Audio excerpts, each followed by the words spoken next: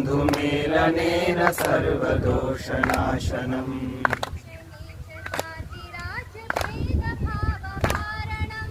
उच्च नीच जाति राज्य भेद भाव वारणम्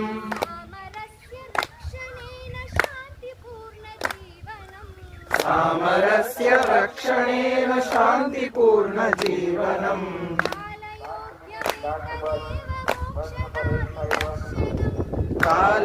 कालयोग्यमेतदेव मोक्षदायि दर्शनम्